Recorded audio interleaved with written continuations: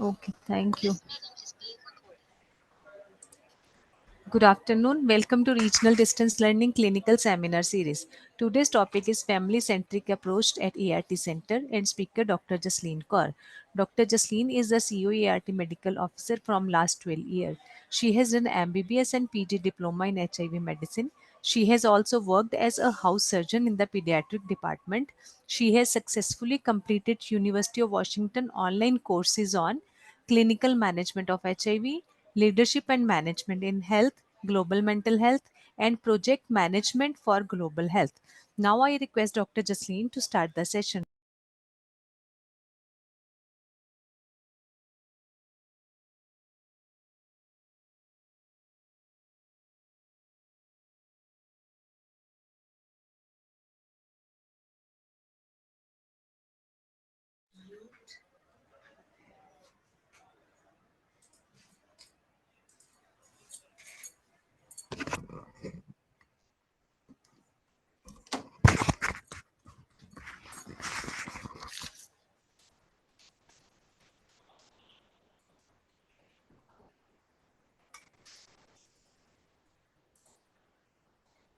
Hello, good afternoon, everyone. I'm Dr. Jasleen from ART Center PGI. Today, the topic is family centric package of care. It is one of the good practices that all ART centers are following. One among those good practices. Our basic aim is to retain our clients, those who are receiving ART, जो ART खा रहे हैं, वो ART की दवाई खाते रहें। यही हमारा एक गोल है कि वो अच्छे से अपनी दवाई खाएँ। तो उनको हम किस तरह के पैकेजेज़ दे सकते हैं, किस तरह से उनको फैसिलिटेट कर सकते हैं, ताकि वो आगे अच्छे उनकी एडहेरेंस रहे और उनके वायरल लोड जो है वो सप्रेस्ड रहे। तो ये एक family centric HIV care model है, जिसके लिए हम आज बात करेंगे कि कैसे एचआईवी पॉजिटिव फैमिली मेंबर्स साथ में आकर अपनी केयर खुद की और अपने परिवार की कर सकते हैं। तो इससे क्या होता है कि फैमिली सेंट्रिक अप्रोच से एक रिटेंशन रिटेंशन मतलब जो रिटेंशन कास्केड हर एक एआरटी सेंटर में हर एक जगह ये फॉलो होता है कि कितने लोग हमने रजिस्टर किए, कितनों को हमने दवाई की शुरू करी और कितने उस पे ठीक रहे।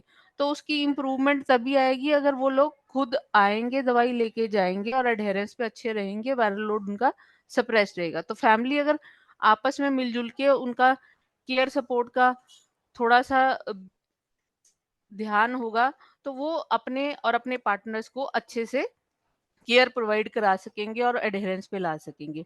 तो स्टडी ये प्रूव करती है कि फैमिली सेंट्रिक पैकेज केयर में एचआईवी टेस्टिंग ऑफ पार्टनर हो जाता है, बच्चों का हो जाता है और उनको एनरोलमेंट भी हो जाता है केयर एंड ट्रीटमेंट सर्विसेज के अंदर। फैमिली यूनिट मैनेज हो जाती है एक सिंगल पॉइंट पे, जब वो आए और उनका सिंगल पॉइंट एंट्री पे समाधान हो गया और उनकी रिटेंशन इन द केयर वो भी अच्छी हो जाती है। Problem statement and missed opportunities, observation from routine ART and AR care and ART centres. तो कुछ लोगों में ये पाया जाता है कि अ, जो प्रॉक्सी विजिट से फुटफॉल जो है वो हाई लोड सेंटर्स में वो कम होगा। तो ये प्रॉक्सी मेंबर्स कौन हो जाएंगे? ये फ्रेंड हो सकता है उस पेशेंट का, कोई पड़ोसी हो सकता है, फैमिली मेंबर, वर्क प्लेस, जो भी केयर गिवर, चाहे उसका रिश्तेदार क्यों ना हो। तो उसमें से क्या होगा कि उसको हम एज ए फैमिली मेंबर मान के उसकी जो अपॉर्चुनिटी, जो उसकी आने की, जो वहाँ पे एआरटी सेंटर में विजिट थी, जो मिस हो जाती, वो नहीं हो पाएगी और वो ट्रीटमेंट को सपोर्ट करेगा। उसमें स्पाउस हो सकता है, मतलब उसकी फैमिली में और पार्टनर भी हो सकते हैं, बच्चा भी हो सकता है। High treatment interruption, viral load unsuppression in children and adolescent. तो एक potential misclassification of family member pill pickup as proxy, family id, missed opportunity of a certain clinical details of the child, वो नहीं चल पाएंगी, जैसे कि wait कितना है, उसका क्या सिम्टम है, वो बता नहीं पाएगा बच्चा उस दिन अगर नहीं आया है। तो उसमें से अगर कोई रिश्तेदार लेने आया है तो हमें उसकी आईडी ये भी नहीं पता कि वो सही आईडी से आया है या कोई और उसका अड़ोसी पड़ोसी लेने आया है जिसको हम समझा रहे हैं उसको समझ भी आ रहा है या नहीं। तो उसमें सब थेरेपेटिक अगर उसने जाके बोला कि बोला था 4-4 गोली खा लेना या 2-2 गोली खा लेना, उनको समझ में कितनी आई कि 4 खानी थी या 2 खानी थी, इसमें भी एक डिफरेंस हो सकता है। तो अगर फैमिली सेंट्रिक अप्रोच होगी तो वो फैमिली एज़ अ फैमिली आएगी और उसका बच्चे की दवाई जो है वो सही लेके जाएँगे। और ऐसा भी हो सकता है कि उसकी जो पिल पिकअप की डेट्स हैं वो भी हम अलाइन कर पाएँ और उसके फैमिली मेंबर्स को आना-जाना जो एआरटी सेंटर में कम किया जा सके, ताकि उनका एक सिंगल विजिट में आए और अपने परिवार की सारी रिपोर्ट्स और वो सब कुछ कलेक्ट करके दवाइयाँ लेके जा सके। Family centric counselling and positive prevention messaging, इसमें एक मिस्ड जो अपॉर्चुनिटी है फैमिली काउंसलिंग की वो पूरी हो जाएगी, ताकि वो आएंगे और उनको एज ए फैमिली काउंसिल किया जाएगा, इंडेक्स टेस्टिंग हो जाएगी, जो कि आजकल हमारा एक बहुत ज़रूरी कंपोनेंट है कि सारे इंडेक्स को हम टेस्ट कर पाएँ। ट्रीटमेंट और प्रिवेंशन मैसेज जो है वो फैमिली के लिए चल जाएगा। इसमें क्या है कि अगर ये फैमिली सेंट्रिक मॉडल अगर हम यूज़ करते हैं तो आना-जाना, ट्रैवल कॉस्ट, टाइम, ये पेशेंट और पेशेंट की फैमिली के लिए एक रिड्यूस करेगा उसका लोड जो है उसके ऊपर, जो परिवार के ऊपर वो लोड जो है पैसे का कम हो सकता है, समय की बचत हो सकती है। फैमिली में वो अगर आपस में डिस्क्लोज करके रखते हैं, बता के रखते हैं, उससे क्या है कि उसको घर में सपोर्ट मिलेगी दवाई खाने के लिए, कि अगर कोई मेंबर कभी बीमार भी है तो वो भी उसको बोल देगा तूने दवाई नहीं छोड़नी, या उस टाइम काउंसलिंग में हमें ये बताया था, डॉक्टर ने ये बताया था, उसकी अडेरेंस अच्छी रहेगी। और कई बार हो सकता है कि वो अपनी पिल मिस कर रहा हो, परिवार को चोरी खा रहा हो, तो इसमें चांसेस होते हैं कि उसके आगे दवाई ना खाने के। और अगर परिवार में पता रहेगा तो परिवार पूरा उसको केयर करेगा। इसी तरह से बच्चों की केयर हो सकती है और बच्चे अच्छे से बढ़ पाएंगे। Improvement in retention of patients, तो पेशेंट्स की जो रिटेंशन पावर है जो एआरटी सेंटर में है, जिनको हम चाहते हैं कि वो हमेशा हमारे पास रिटेन रहे और ट्रीटमेंट सपोर्ट करे, तो वो भी पूरा हो जाएगा फैमिली सेंट्रिक से। और जो अनटेस्टेड क्लाइंट्स हैं जिनकी जो हम इंडेक्स टेस्टिंग कर रहे हैं, वो भी फैसिलिटेट करके हम उनको करा पाएंगे कि आप आइए और अपने बाकी इंडेक्स की टेस्ट करा लीजिए। और अर्ली स्क्रीनिंग हो जाएगी, तो इंडेक्स की अर्ली स्क्रीनिंग हो गई तो उनमें अपॉर्चुनिस्टिक इन्फेक्शंस उस टाइम पे कम होंगे। तो और जो हेल्थ सिस्टम पे बर्डन जो है वो कम पड़ता है। और फुटफॉल जो है एआरटी सेंटर्स के अंदर वो कम रहेगा। तो फैमिली मेंबर्स क्या हो सकते हैं? अ ग्रुप ऑफ 2 और मोर पर्सन्स, 2 या 2 से ज़्यादा लोग जो इनका HIV related by with HIV related by birth, या तो वो बर्थ से रिलेटेड है, भाई-बहन हो सकते हैं, माता-पिता हो सकते हैं बच्चे के साथ, उसी तरह से मैरिज या किसी ने अडॉप्शन किया हुआ है, या वो इकट्ठे रह रहे हैं, लिव इन में रह रहे हैं, या सेक्सुअल पार्टनर्स हैं, एमएसएम ग्रुप हो सकता है। ये सारे जितने भी रिलेटेड लोग हैं, वो एक दूसरे को रेडी टू सपोर्ट करें, मतलब कि एग्री करें कि हम एक दूसरे को सपोर्ट करेंगे for HIV care and treatment. They can be considered as family members. तो उन लोगों को, ये सब पार्टनर्स को, इन सब घर वालों को आप as a family member consider कर सकते हैं कि हाँ ये सारे फैमिली मेंबर्स हैं और ये इकट्ठा दवाई लेने आते हैं। तो फैमिली यूनिट क्या हुई? Family unit consist of members of one family, उस परिवार का एक हिस्सा, उसको हम एक फैमिली यूनिट मानेंगे। स्टेबल पीएलएचआईवी कौन है? स्टेबल पीएलएचआईवी जो हमारी गाइडलाइन कहती है, वो इंसान वो जो एचआईवी की दवाई खा रहा है पिछले 6 महीने से, और उसको कोई एडवर्स इफेक्ट नहीं है, उसको कोई भी अपॉर्चुनिस्टिक इन्फेक्शन नहीं आया, वो अपनी मॉनिटरिंग जो विजिट है, जब भी दवाई लेने की उसकी डेट है उस पे आ जाता है, उसकी एडहेरेंस अच्छी है और कोई मेडिकल कंडीशन नहीं है उसको, और उसको आगे मैनेज करने के लिए कोई और एक्स्ट्रा दवाइयाँ या उसका कुछ ऐसी ज़रूरत नहीं है, और उसका वायरल लोड जो है वो सप्रेस्ड है। तो ऐसा जो इंसान है, जो PLHIV, उसको हम स्टेबल PLHIV बोलेंगे। तो family centric package of care में क्या हो सकता है कि हमें आइडेंटिफाई करने हैं फैमिली मेंबर्स, जो परिवार के सदस्य और उनके यूनिट्स की कौन कौन उस परिवार में आता है, उनको अलाइन करना है, डेट देनी है फैमिली मेंबर्स के साथ, और साथ में ही उनको सपोर्ट करना है कि इंडेक्स टेस्टिंग कराने के लिए कि आप कराएं।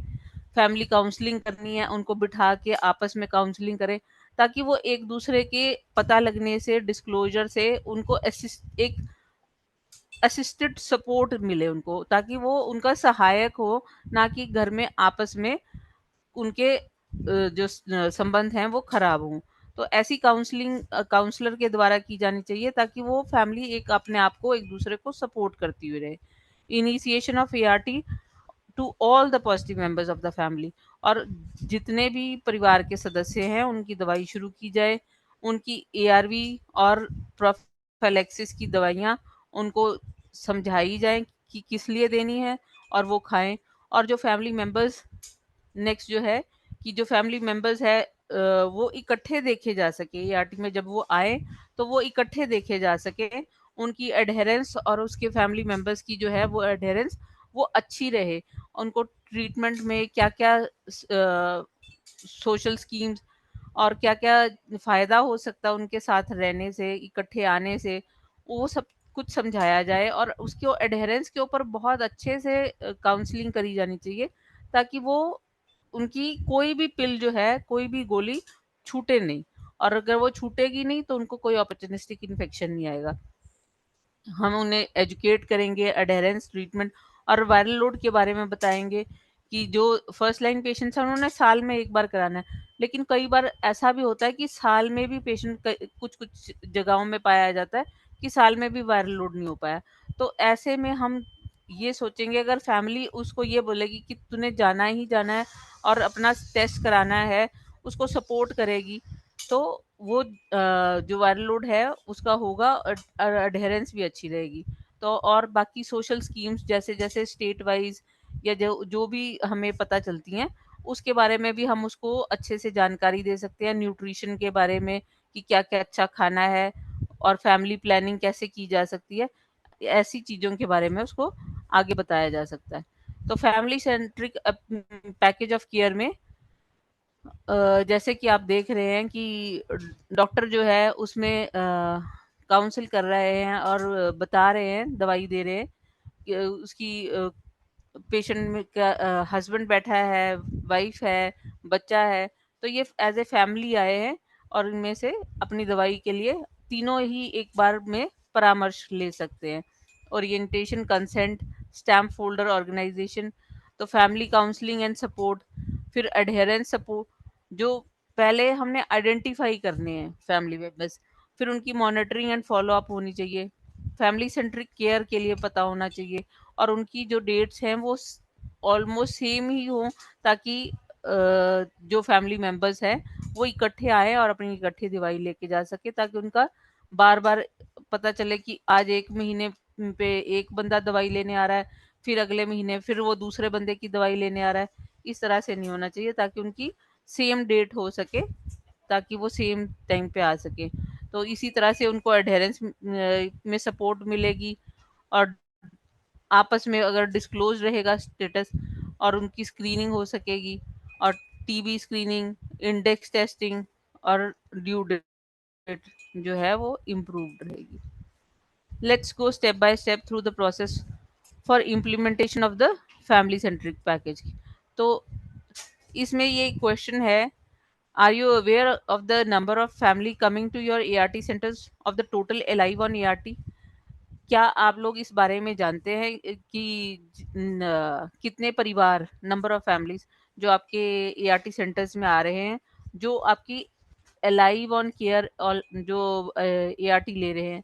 क्या आपको ऐसे फैमिलीज के बारे में पता है? तो आप इसका चैट बॉक्स में आंसर दे सकते हैं। और दूसरा क्वेश्चन है कि please state in the chat box how you can identify family units as a part of routine care of at ART centre. आप कैसे आइडेंटिफाई करेंगे कि ये फैमिली यूनिट है? तो बहुत सीधा-सा हिसाब है कि ऐसी बहुत सारी फैमिलीज़ जो हैं वो एआरटी सेंटर में दवाइयाँ लेने आती हैं, जिसमें कि बच्चा, परिवार में हस्बैंड वाइफ या उनके पार्टनर्स आते हैं।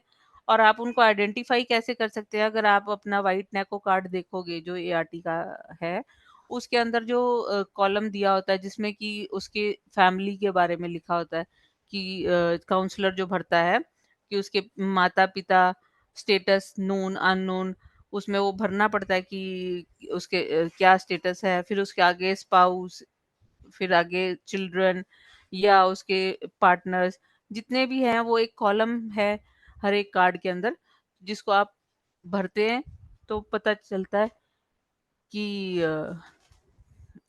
जो पेशेंट है वो उसके कितने फैमिली मेंबर्स हैं। ये कॉलम नंबर फैमिली हिस्ट्री का है, 3 नंबर पे है, जिसमें कि marital status, married, unmarried, single, divorce, window, ये सब कुछ सब जानकारी जो है काउंसलर जब एआरटी लिखते हैं, तो इस कॉलम को अगर वो देखेंगे, तो वो बता सकते हैं कि हाँ जी, ये फैमिली है और एज़ अ यूनिट है। जैसे कि हम इस नंबर में देख सकते हैं, ART staff identifies the family members per the details of the treatment white card. ART staff reviews the female family details from the white card section number 3, और जो काउंसलर है वो उसमें जो डिटेल्स भरी हुई हैं उसी हिसाब से वो आपने इंश्योर करना है कि आपकी डिटेल्स जो है वो इनकम्प्लीट ना हो, ताकि आपको फिर आगे, और अगर इनकम्प्लीट है तो उसको अपडेट कर लीजिए, जो जो उसकी इंफॉर्मेशन आपको उसकी काउंसलिंग के टाइम पे पता चलती है। ये एक identification of family member and unit creating family ID. ये एक फैमिली आईडी, एक आपका जैसे ये बॉक्स फाइल है, इस फोल्डर फाइल, इसमें आपने किसी भी फैमिली को एक आईडी दिया, और फॉर एग्जांपल F272-02। अब इसमें ये एक 272 जो है वो आपने वहां पे अपने आइडेंटिफाई करके अपने एआरटी में एक नंबर दे दिया, जिसमें कि 02 जो है वो signify, F272 denotes the number of family unit and 02 number of family members, कि उसके परिवार के 2 सदस्य हैं जो दवाई खाते हैं। ईच फैमिली मेडिकल रिकॉर्ड्स, उनको एक सेपरेटेड फोल्डर में आप डाल के रख सकते हैं, और इसमें लेबल लगा सकते हैं फैमिली आईडी का जो कि 272 है। तो उसमें एआरटी नंबर जो हो गए, जो एआरटी कार्ड्स होंगे वो उस फैमिली के डाल दिए जाएंगे, और सेम उसी तरह से उसकी हरी कॉपी पे भी लिख दिया जाएगा, ताकि जब भी वो अगली बार आए तो उसका पता चल सके कि हाँ ये 272 वाला इसे निकाल सके। Following family ID was given to 0234-03. What does 0234 denote? Family size, number of family units in the center. अग-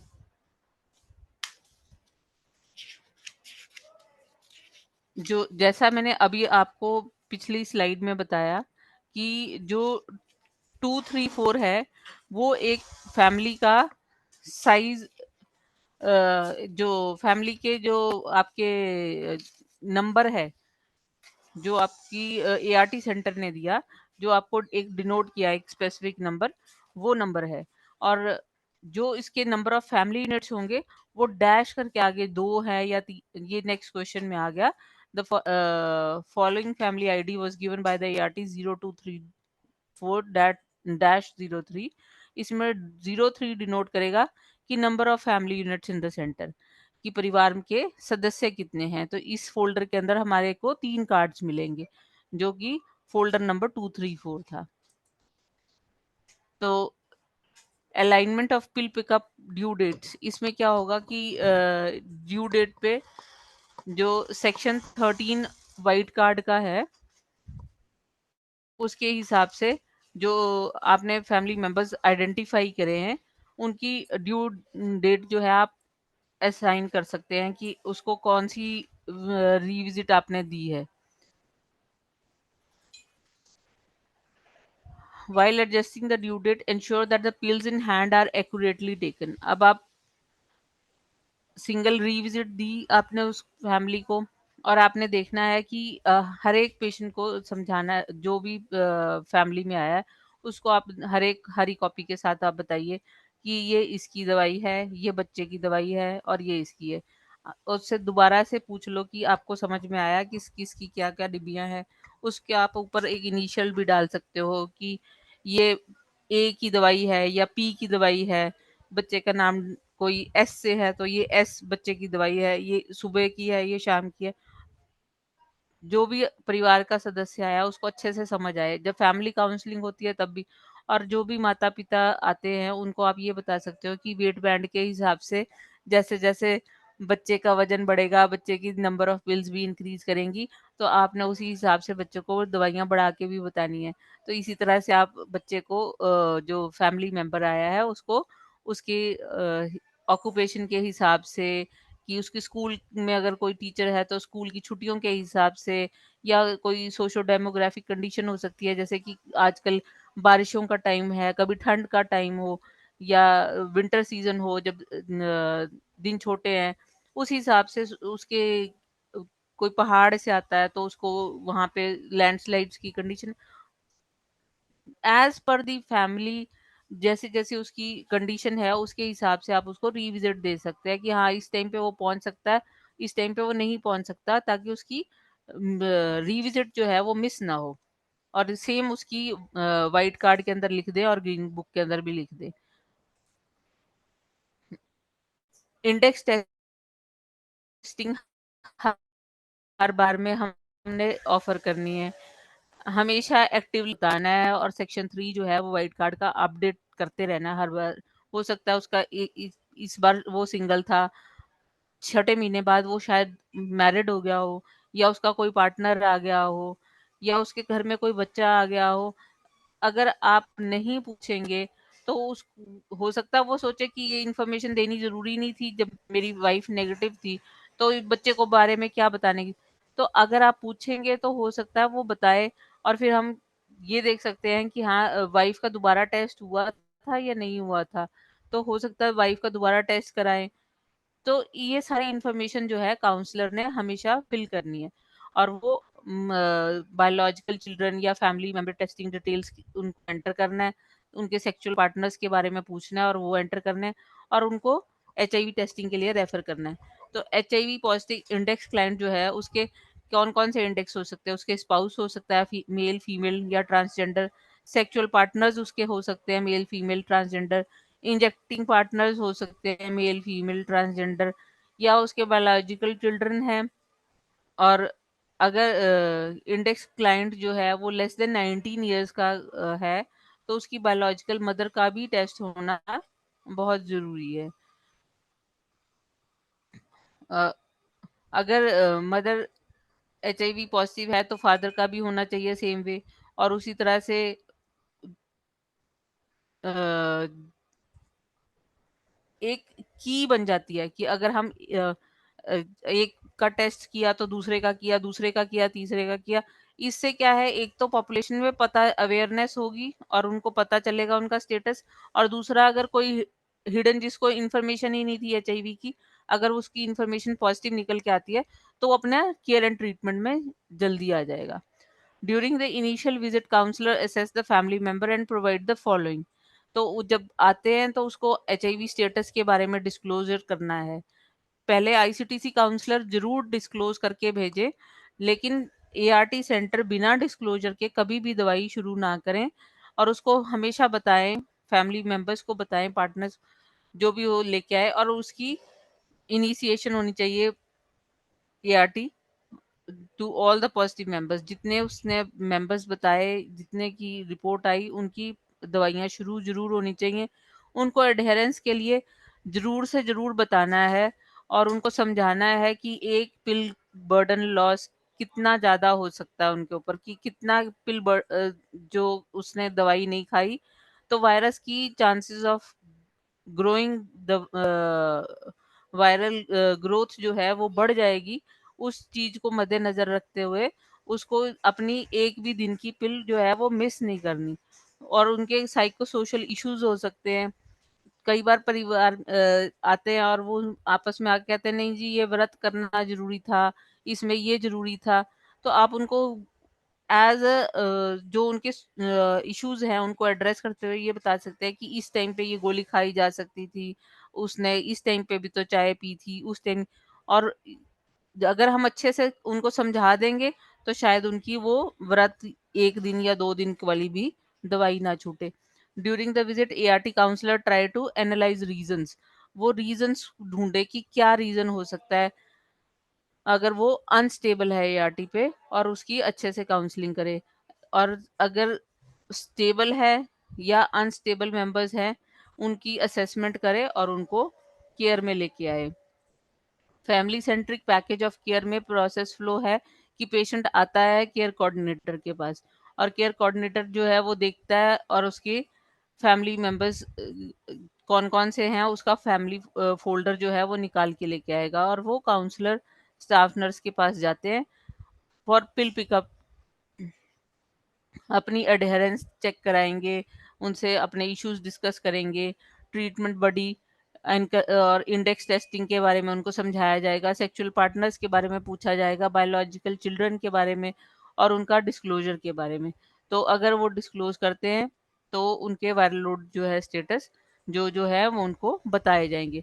मेडिकल ऑफ़िसर जो है वो स्टेटस उनका देखेगा, स्टेबल है, अनस्टेबल है, और वो नेशनल गाइडलाइंस जो मैंने पहले आपको बताई कि पिछले 6 महीने से जो फर्स्ट स्टेबल जो हम देख सकते हैं कि अगर 6 महीने से दवाई खा रहा है और वायरल लोड जो है उसका सप्रेस्ड है, उसको कोई अपॉर्चुनिस्टिक इन्फेक्शन नहीं है, कोई और दवाई नहीं खा रहा।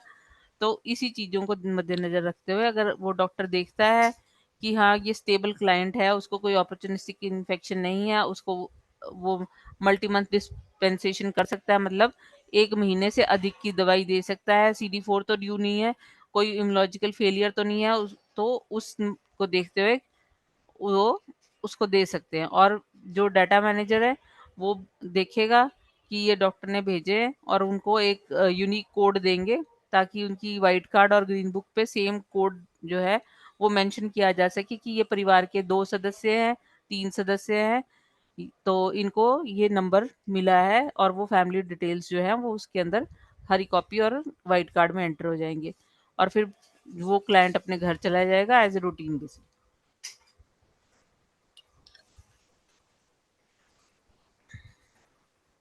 फैमिली सेंट्रिक केयर में प्रेपरेशन है, इम्प्लीमेंटेशन है, आउटकम्स है। प्रेपरेशन में क्या है कि पहले हम आइडेंटिफाई करेंगे उन लोगों को, फिर उनको ये कंसेप्ट बताएंगे, उनका कंसेंट लेंगे कि हम ऐसे-ऐसे करके आपके कार्ड रख रहे हैं और एआरटी नंबर दे रहे हैं, और उनको फैमिली सेंट्रिक अप्रोच के लिए एक व्हाइट कार्ड के ऊपर स्टैंपिंग कर देंगे। सेग्रीगेशन हो जाएगी व्हाइट कार्ड्स की, और उनकी डिटेल्स जो है एंटर हो जाएँगी फैमिली आईडी के साथ, और फ़ोल्डर जो है वो फ़ोल्डर आईडी के अंदर ही रहेंगे, और वहाँ पे जहाँ पे भी आप अपने व्हाइट कार्ड्स रखते हैं, उसमें रख सकते हैं। इम्प्लीमेंटेशन के टाइम पे फैमिली मेंबर्स को समझाएँगे कि आपकी ड्यू डेट्स जो हैं वो मैच हो जाएँगी। एक परिवार का सदस्य कभी मजबूरी में आके वो अपने सारे फैमिली की दवाइयाँ भी लेके जा सकता है, कि अगर कोई फैमिली मेंबर्स नहीं पहुँच सकता है, कोई मौसम ख़राब है, जिसमें कि उनको लगता है कि बच्चा भीग जाएगा, बीमार हो जाएगा, या कुछ ऐसी प्रॉब्लम है, घर में कोई बंदा बीमार है, तो इसलिए वाइफ़ जो है वो उसकी केयर कर रही है और हस्बैंड दवाई लेने आ गया। सेम इससे एडहेरेंस भी इम्प्रूव करेगी, और फैमिली में ये भी रहेगा कि हाँ, उसकी दवाई छूट ना जाए तो दूसरा बंदा लेने आ जाएगा। फैमिली मेंबर्स कलेक्ट करेंगे, और fam need to need based जो है उसकी जो है रेफरल के हिसाब से उसकी हम दवाई पिल पिकअप डेट दे सकते हैं। और एआरटी स्टाफ को फोकस करना चाहिए ऑन अनसप्रेस्ड फैमिली मेंबर्स की, जो अनसप्रेस्ड हैं जिनका, उनको भी ध्यान में रख के चलना चाहिए। ये नहीं कि अ, जो अनसप्रेस्ड है उसकी दवाई खा रहा है या नहीं खा रहा, उसके ऊपर फैमिली ध्यान दे रही है या नहीं दे रही, इसके ऊपर जो एआरटीसी स्टाफ है उसको फोकस करना है, और इंडेक्स टेस्टिंग के लिए बताना है। और हर फैमिली मेंबर्स ने ज़रूर से ज़रूर अगर उसकी नहीं विज़िट हो पाई, बच्चा स्कूल गया है, तो भी 6 महीने में तो एटलीस्ट एक बार आ जाए, ताकि उसका वेट और हाइट चेक हो जाए। आउटकम्स क्या होंगी कि due date of family members जो हैं वो अलाइन हो जाएँगी।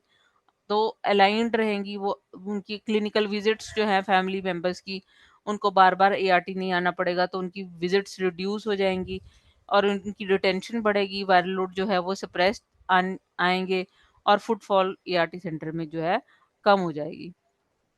इसी तरह से हमारे एक स्टेट नागालैंड ने फैमिली सेंट्रिक पैकेज किया, तो उसके हिसाब से ये एक उन्होंने अपना डाटा शेयर किया है कि since February 2022 with the approval of Nagaland state AIDS control society, उन्होंने जो नागालैंड की सैक्स थी उसके साथ उनकी परमिशन के साथ ये 2 हाई लोड सेंटर्स थे उनके, कोहिमा और दीमापुर, और वहाँ पे उन्होंने उसकी जो ट्रीटमेंट इंटरप्शंस हो रही थी उसको इम्प्रूव करने के लिए उन्होंने ये फैमिली सेंट्रिक पैकेज चलाया, जिसके कारण उन्होंने डिफरेंशिएट किया एज ग्रुप, जेंडर, टाइपोलॉजी, कैसी पॉपुलेशन, ड्यूरेशन ऑफ एआरटी, कितनी देर से खा रहे हैं, वायरल लोड कितने के, और member of family, 2 unit family members में थे, 3 लोगों का फैमिली थी, 4 लोगों की,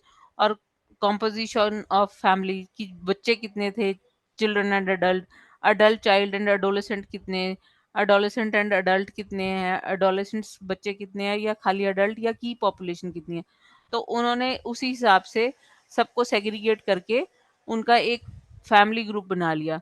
तो जैसे कि 783 जो थे वो 2 फैमिली मेंबर्स वाले थे, 112 जो थे वो 3 फैमिली मेंबर्स वाले थे, और 4 फैमिली मेंबर्स वाले 4 लोग थे।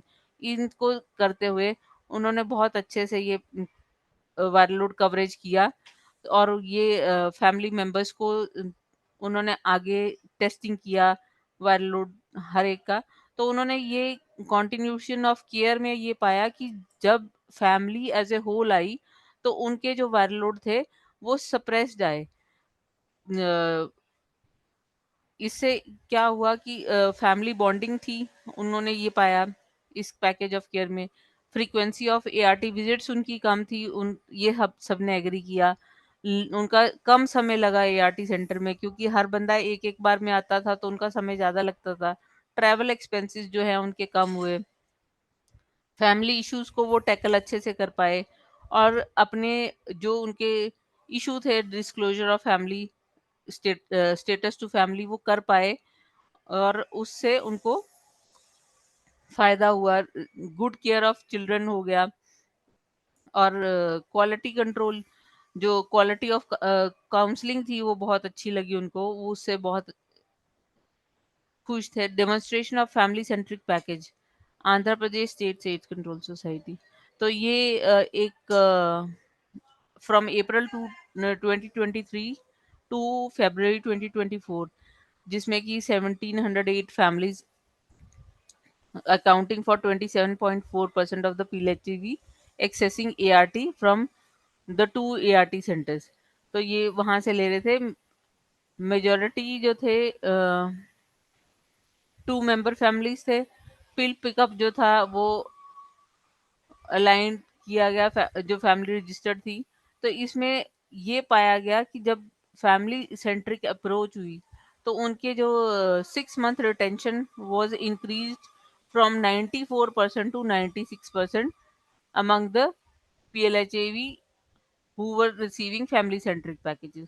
तो इस इमेज में आप देख सकते हैं कि जो ऊपर का लास्ट फर्स्ट जो रो है उसमें फैमिली पैकेज वाले फोल्डर्स रखे गए हैं, और नीचे वो अलाइन किए गए हैं, और उनको एक एक नंबर दिया गया है, ताकि वो अपने फैमिली सेंट्रिक पैकेज उस फोल्डर को उठाएंगे यूनिक नंबर से, और उनकी फैमिली, बाकी जो रेस्ट कार्ड्स हैं जो नॉर्मल, वो एक साइड पे पड़े हैं। इसमें चैलेंजेस क्या हो सकते हैं? एक तो हो सकता है कि बड़ा फ़ोल्डर बन जाता है, तो स्टोरेज कैसे करें? फिर पेशेंट को देते हैं तो पेशेंट कहता है कि आप बताते हैं कि फ़ोल्डर जो है वो पेशेंट ने बाहर ही खोल के रख दिया, व्हाइट कार्ड निकाला और अंदर आ गया, फ़ोल्डर बाहर ही रह गया। या कई बार बताते हैं कि व्हाइट कार्ड निकालने में मतलब शुरुआत में फैमिली आईडी के साथ थोड़ा उनको मुश्किल लगा एआरटी सेंटर में। इससे हमने सीखा क्या कि जो बर्डन था फैसिलिटी के ऊपर वो थोड़ा कम हुआ, और धीरे-धीरे कोई भी काम अगर हम शुरू करते हैं उसमें थोड़े एकदम से वो चैलेंजिंग ही लगता है कि पता नहीं इसमें कौन-सा फ़ायदा होने वाला है। हर एक बंदा यही सोच लेता है कि पता नहीं इससे फ़ायदा भी होगा या नहीं होगा, ऐसे ही एक नया मॉडल बना के बता दिया। ऐसा नहीं है, जब ये मॉडल अच्छा वर्क किया इसीलिए आपको बता रहे हैं कि इस मॉडल से फैसिलिटी के ऊपर बर्डन कम हुआ, और जो फैसिलिटी पे बर्डन कम होगा तो उसकी जो केयर प्रोवाइडर हैं उन पे भी बर्डन कम होगा, और वो अच्छे से एज ए फैमिली, जहां उन्होंने सिंगल सिंगल करके देखना था, एज ए फैमिली एक ही बार में सबको अच्छे से समझा पाएंगे। इसमें हम सीएससी डिवीजन और जो विहान या एनजीओज उनकी हेल्प ले सकते हैं, ताकि वो आपको आके इसमें हेल्प करें, और आगे उनको जो सर्विसेज हैं given by government of India उनकी नेशनल स्कीम्स भी बता पाएं, और वो और आगे आएंगे और उनसे हेल्प ले सकते हैं। कंक्लूजन इसमें से यही है कि हमने जो पेशेंट्स का स्ट्रीमलाइन हो जाएगा, जो बार-बार अब तो एलएफयू रेट जो है वो भी 28 डेज का हो गया, पहले तो 3 मंथ्स का होता था, तो आपका एलएफयू रेट भी बढ़ता जा रहा होगा। तो अगर आया नहीं 28 डेज के अंदर पेशेंट, तो आपका तो पहले ही एलएफयू, तो आपका एलएफयू रेट जो है वो रिड्यूस हो जाएगा, अगर आप पेशेंट्स की फैमिली सेंट्रिक अप्रोच करके रखेंगे और उसको सेम सेम जो रिविजिट्स हैं वो सेम होंगी, तो उनके चांसेस एक अगर लेने आ गया तो दूसरे की भी साथ में चले जाएगी, तो आपका एलएफयू रेट भी नहीं बढ़ेगा, एआरटी पे लोड कम होगा, हेल्थ केयर सिस्टम पे, और विद मिनिमल फाइनेंशियल रिसोर्सेज। और हमने कुछ किया भी नहीं, हमने तो सिर्फ एक डिफरेंट डिफरेंशियल केयर किया, जिसमें कि हमने फैमिली सेंट्रिक अप्रोच किया, और उसमें कोई हमने बड़ी लागत नहीं लगाई, और उसी में ही हमारे जो पेशेंट्स हैं उनमें एलएफयू का रेट कम हो गया और उनकी एडहेरेंस इंप्रूव होगी। तो इसके ये हमारा फायदा है। तो this can be done to scale up the ART centre. तो जब इन लोगों से इन सेंटर्स में पूछा गया कि आपको इस सेंट्रिक फैमिली सेंट्रिक अप्रोच के क्या फ़ायदे हुए, तो उनके रिव्यू ये थे कि हमारा एआरटी में आना जो है उसकी विजिट्स कम हुई, और किसी ने कहा कि मैं आज आई थी और मुझे अपने बच्चे की दवाइयों के बारे में भी अच्छे से आज समझ आई कि उसको कैसे खिलानी है, कितनी खिलानी है। और एक ने ये भी कहा कि अब हम दवाई भूलते नहीं हैं, क्योंकि हमारी सेम ड्यू डेट होती है, तो हम बार-बार एक दूसरे को रिमाइंड करते रहते हैं कि हमने उस दिन जाना है, तो दवाई की डेट है।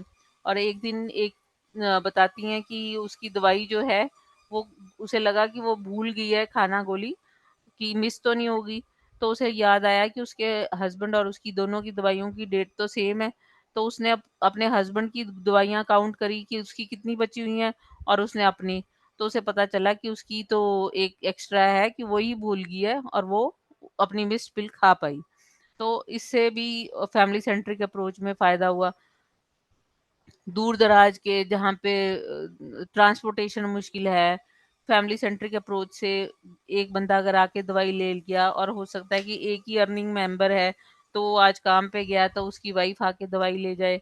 उसमें भी उस फैमिली का एक हेल्प हो जाती है कि दवाई भी चली गई और एलएफयू भी नहीं हुआ, और उसकी एडहेरेंस भी अच्छी रही। एक ने ये बताया कि जब वो काउंसलर ने समझाया, तो वो अपने क्लिनिकल टेस्ट भी कराया, और उसे पता चला कि उसकी ड्यू डेट जो है टेस्ट की कब है, उसके स्पाउस की या उसकी। तो यही ये स्टेक होल्डर कंसल्टेशन इंक्लूडिंग जो ये सपोर्ट से community members, stakeholder consultation including community members से ले सकते हैं।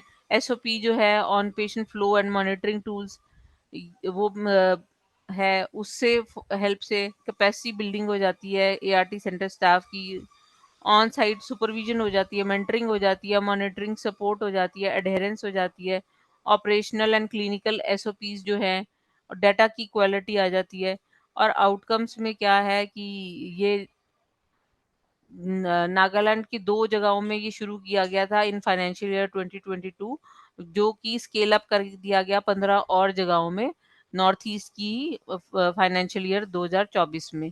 तो इन चीज़ों से, जैसे मैंने बताया, इस एक्टिविटी से वायरल लोड सप्रेशन में बहुत मदद मिली और रिटेंशन बहुत अच्छे से हो गई, और फैमिलीज जो है वो एनरोल होके उनके अच्छे से आउटकम्स आने लगी। तो इसमें हमने जो एआरटी मेंबर्स में सस्टेन्ड रहे, जो पेशेंट्स थे, एडिशनल स्टाफ हमें कोई लगाना नहीं पड़ा, और पेशेंट फ्लो और जो रिकॉर्ड कीपिंग जो है वो हमारा अच्छा हो गया। तो ये एआरटी नंबर, ये टूल है सेल्फ रिपोर्टिंग, जिसमें कि ART number, relationship, date, weight, has patient missed any dose of ART in the last month? If yes, and how many? Any other complaint और सिम्टम्स, और नेक्स्ट ड्यू डेट कब है, ये हम लिख के लगा सकते हैं। ये एमएलएल का है, date of registration in HIV care, ART number, age, sex, family ID, family members कितने हैं, baseline CD4, latest CD4, date of latest CD4।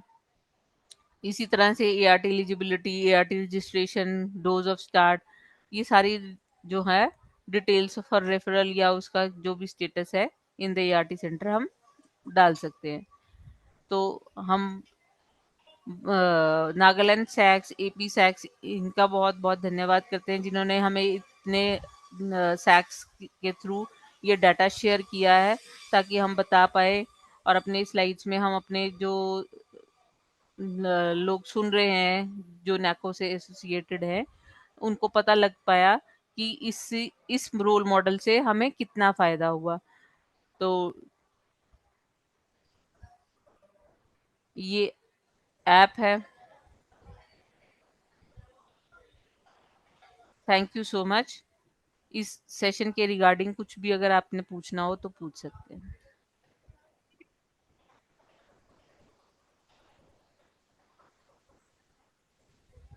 Thank you so much, ma'am. Any questions from the participants?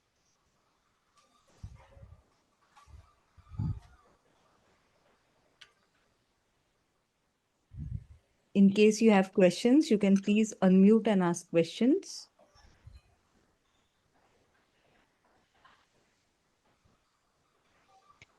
Ma'am, I don't think there are any questions. Thank you so much for facilitating this session. Thank you Shweta. Thank you to all the Thank you so participants much. for patient Thank you listening. all. Yes. Thank you. Conclude the session now. Thank you, everyone. Thank you.